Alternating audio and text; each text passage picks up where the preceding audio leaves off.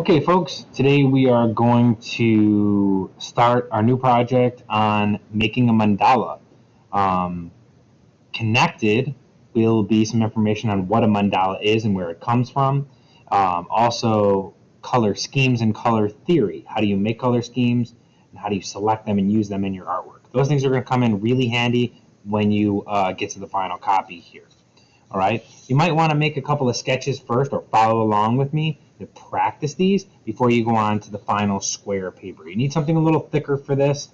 You might even be able to do this on a piece of cardboard if you have nothing else, or if you don't have the thick kind of watercolor paper that I gave you. Okay, but anything that's like thicker will work for the mandala. Okay, this is my copy that I did last year. Here is a student copy, and I will also obviously attach some other examples. But there will also be, some handouts and some references on color schemes and color theory, and also color science and things like that, because eventually you're going to have to pick a color scheme and apply it to the mandala. But we'll get to that. Let's get started on how to create a mandala. Basically, what you're going to do is get a square piece of paper. Okay, try to have it be somewhere from like 8 inches to bigger. 8 to 12 inches is going to work. This is a 12-inch piece of watercolor paper. Now, basically what I want to do is have some tools. Okay, I have a compass. You can use an old school compass or a safety compass. I have a ruler, and over here I got a French curve for making curves and lines. All right, now if you don't have any of those things, you can still make this work. You could use a coffee can for your circles, and maybe like a tuna can or a pop can. You could use the edge of a book for your straight edges. It's not like you need to be measuring all that much. Okay, what I'm going to do is measure the middle, but you could just guesstimate it. Basically what I'm doing is going 6 over and 6 across, because that's where the middle of the paper is. That's the only measurement that I'll really have to do. But again, you can eyeball the middle. As long as it's not way lopsided or hanging off the paper, it'll work just fine. So, like if you had a big template, like a coffee can lid, what you could do is place that on and then trace around it like a stencil. I'm going to use the compasses, and what I'm going to do is take the middle of the compass and push down on the metal part. Then what I'm going to do is I'm going to stick my pencil in the exterior, farthest out hole, and move my whole arm in a circle to create the outside edge of the mandala. And then just kind of erase and clean that up. The next step is to divide this thing into quarters. Now you can divide that with a plus sign, or you can divide that with an X, or you can do both. So that's an X. Obviously you could do that with a plus sign as well. Okay? Now the next thing I'm going to do is create more circles inside of that circle. So I'm going to move in on the compass and create another circle in there. Move in again and create another circle in there. Now the distance for these is up to you, but I would suggest that you have 3 or more circles. Okay? I have 1, 2, 3, 4 circles. Then what I'm going to do is I think I'm going to divide this up again. The more times that you divide it up, the more complex it's going to be, but probably the more interesting. The less you divide it up, the simpler it's going to be, but also it could be a little boring.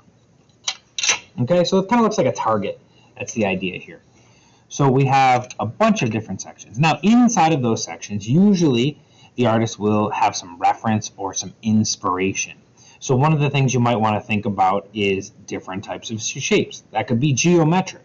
Okay, so you could talk about using a bunch of triangles. Okay, for instance, you could use spikes, or you could use a bump, or you could combine them and make spikes and bumps in the different sections.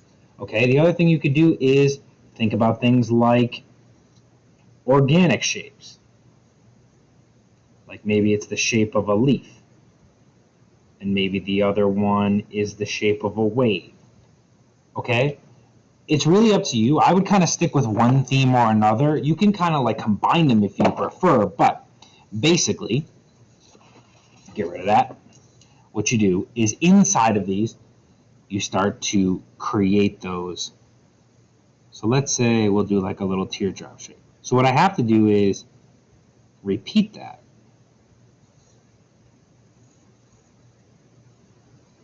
Now, for instance, in that one I did every other. I think what I want to do in the other ones is a wiggly line. Yeah, that kind of looks cool. Kind of spinning around a little bit. Out here, I'm still thinking kind of organic. So what I'm going to do is 2 bumps and a spike. So these things have to repeat. Okay, the pattern has to repeat. Now it could be, in this instance,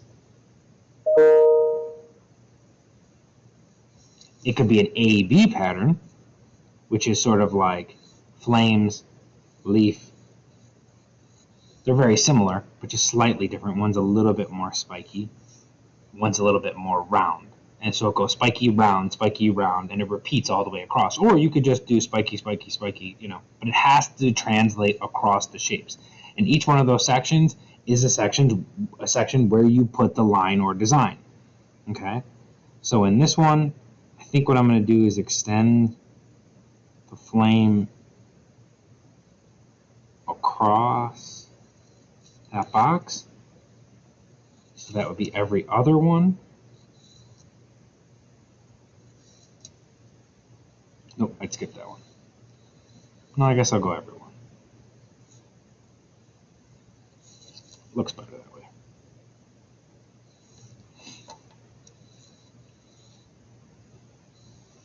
Okay, next, what I'm going to do is break up the outside. What I do in one section has to sort of be symmetrical in the other section.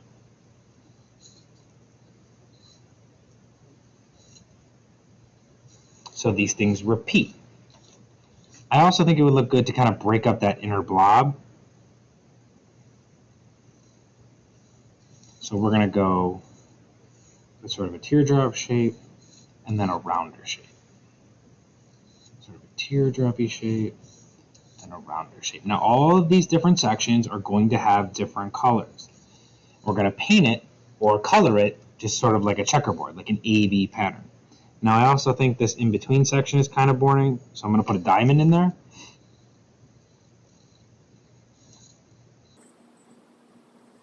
Again, I have to spin that and repeat. Blob here, 2 triangles there. It can't work like that. It has to repeat. The symmetry is the key. The mandala represents life. It's circular, okay? It represents like infinity. It goes on and on, okay? So you want to keep that theme going. So this is a really good design. I could stop here. I could also have this thing grow outside of this, okay? So if I wanted these two, if I want to like stick with those flames, I could have them extend outwards to the corners. All right? But again, you must repeat that across the translation of each section. And try to be as similar as you can so that it has symmetry. Okay? Now, the next thing we're going to do is we're going to begin to add color. Now, there are lots of options for color. Basically, what you do is when you watch the video, you'll learn a little bit about color schemes. Okay, color schemes are when you use colors together in artwork. You have lots of different types. Okay, in the one I showed you earlier, I'm going to show you again. I used a complementary, excuse me, not a split complementary, because that's 3. And what I did was I picked a reddish orange and a bluish green. I picked those across the color wheel. And then you can add tints and shades, that's whites and blacks, of that color to make it more interesting. So you can see I have a bluish green, but I also added more white to that.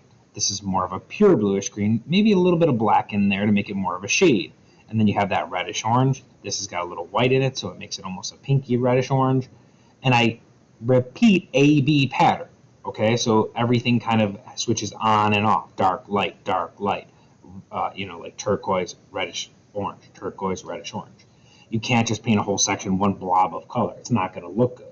Okay, so I'm going to show you some of those options for adding color next.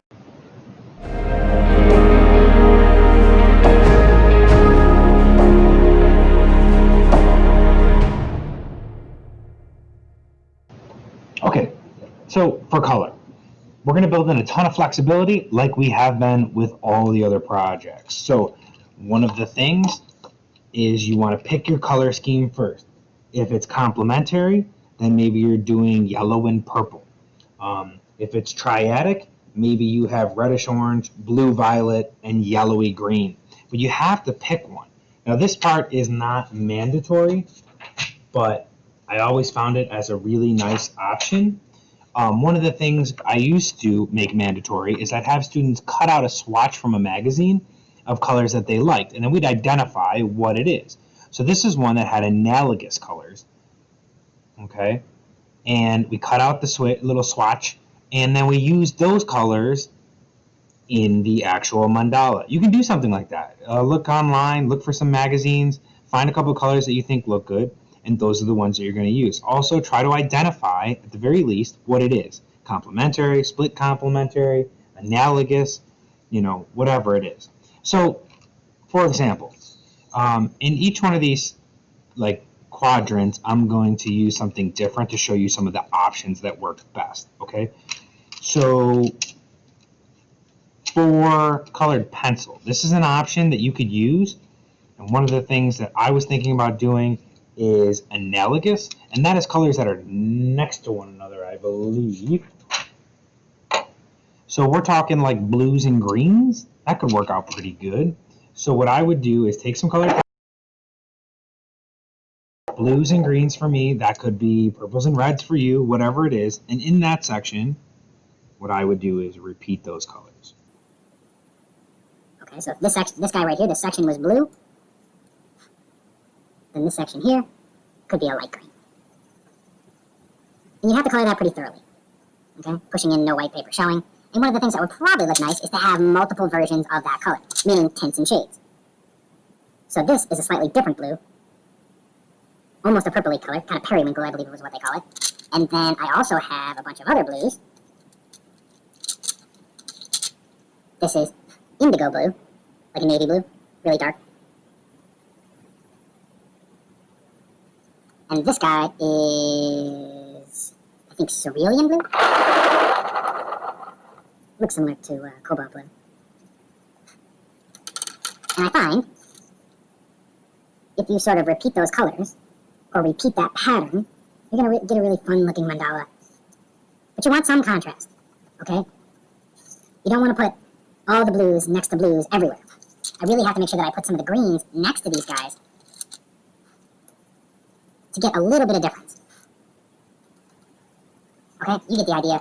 Kind of filling those in and blocking them in nice and thick. Now your other option would be to do something like markers, design markers, regular markers, okay, whatever you can get your hands on. I don't suggest crayons for this because it's going to be a little too waxy, all right? But if I pick up in a different quadrant here, I'm kind of basing my situation on the diamond areas, okay? So on that one, I had this blue here. This is marker. That's probably as close as I'm going to get to that blue. This is as close as I'm going to get to indigo, kind of a navy. And then I got, this is probably as close as I'm going to get for the light sky blue. And this thing is not periwinkle, but it's a medium blue. And then I do have, that's one of the things that you're going to have to be careful with is when it comes to the markers, you're going to have a nice pack, or you're going to have a marker set where you have multiple greens or multiple purples or whatever it is that you decide to do. Because if you just have a set that only has 3 colors, you could do that if those 3 colors work together, but it's not really ideal. You know, if you have multiple greens, multiple reds, those sorts of things are going to provide you with more choices, and thus a better looking mandala. But I'm just providing you with some examples. Your other choice, and the choice that we probably would have leaned on, or that I would have shown you in class, would be the painting. Now, when it comes to the painting, if you have paint, feel free to use any type that you have. Right now, I'm going to use watercolors because they're quick and easy, and I have them in front of me. You could use gouache or tempera paint or acrylic. Probably not spray paint, though. Okay? But basically, what you would do is get a little water, paper towel. Okay? You don't want to water down tempera or acrylic too much, but you do want to water down watercolor. So you want to circle on there if you have some.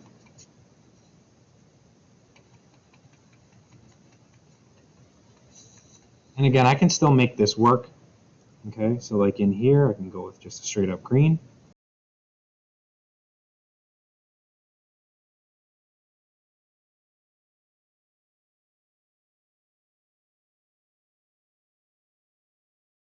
Again, what I would do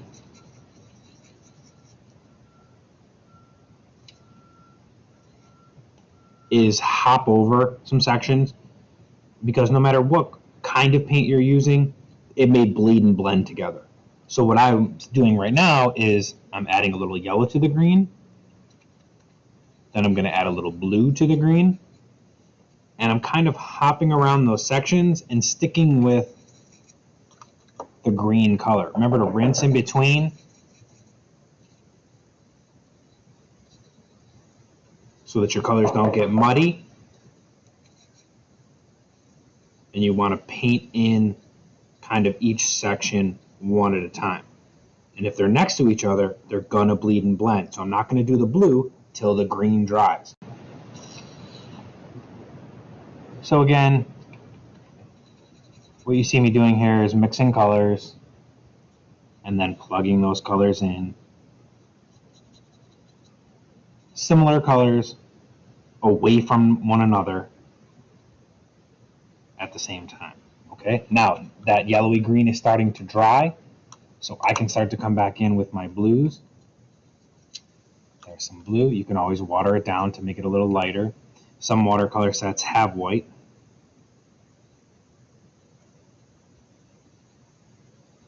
And I can start to plug those in and paint that in. So there are lots of different options. Any paint you have, colored pencil, marker, or you can do each quarter a different one. Whatever works for you, just color it or paint it well. That one's underway. Here's some other ones that I've been working on or have worked on in the past. This is something that's a little bit less circular.